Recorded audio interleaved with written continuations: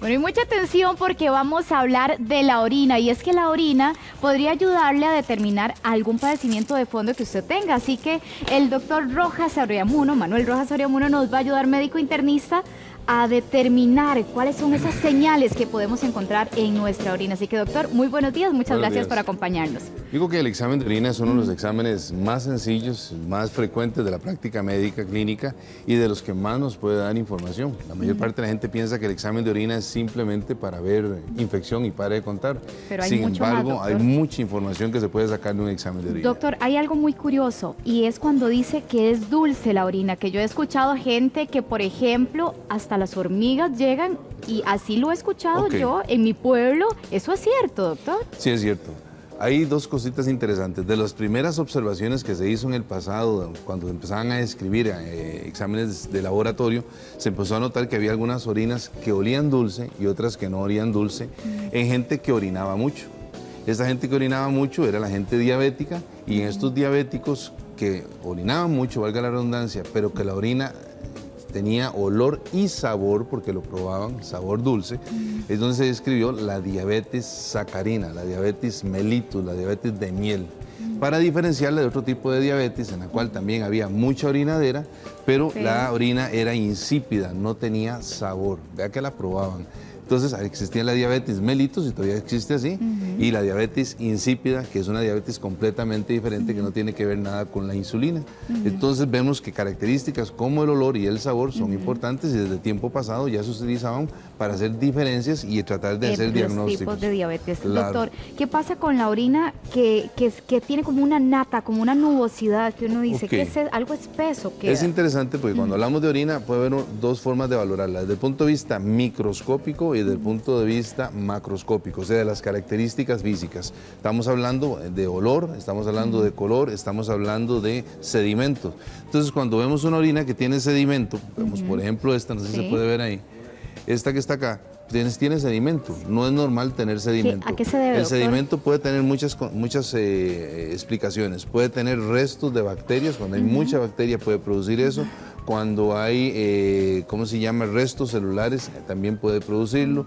Y ¿Podríamos colar, doctor, para que la gente vea que sí se nota ese sedimento? Claro. De hecho, uno manda a colar la orina en los pacientes que usualmente se piensa que tenga eliminación de algunas sustancias, como son cristales, restos de calcio, restos de fósforo, restos de ácido úrico, que son los pacientes que han tenido piedras en los riñones.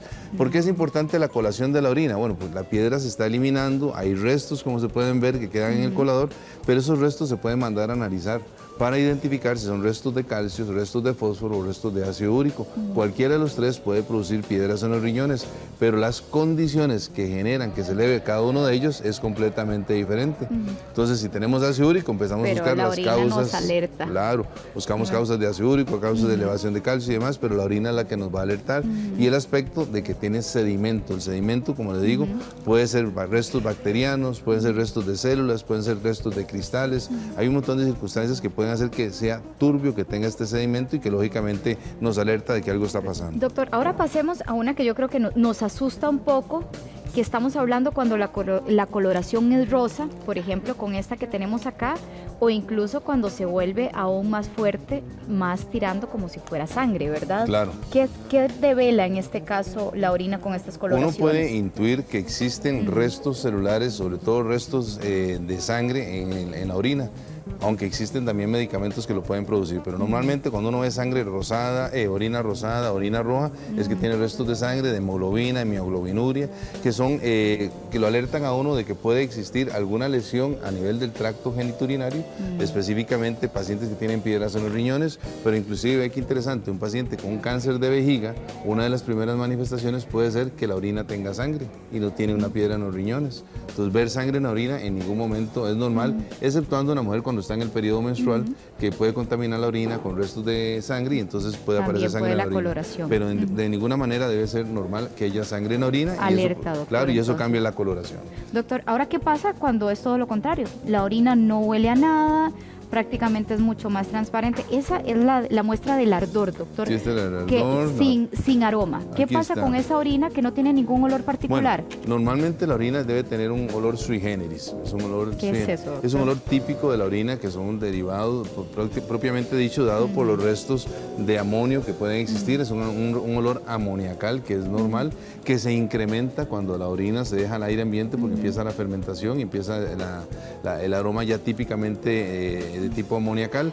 Pero si no tiene aroma, bueno, puede orientar a varias cosas. Usualmente cuando no tiene aroma y cuando es más transparente, puede hablar de intoxicación hídrica. Son los pacientes que toman toman demasiada agua. La gente piensa que tomar agua es normal y entre más agua tomen es mejor. bueno. No, ahí existe inclusive la intoxicación hídrica, que a su vez lleva una serie de consecuencias como dilución de sodio y convulsiones inclusive, y eso hace que la orina sea totalmente transparente.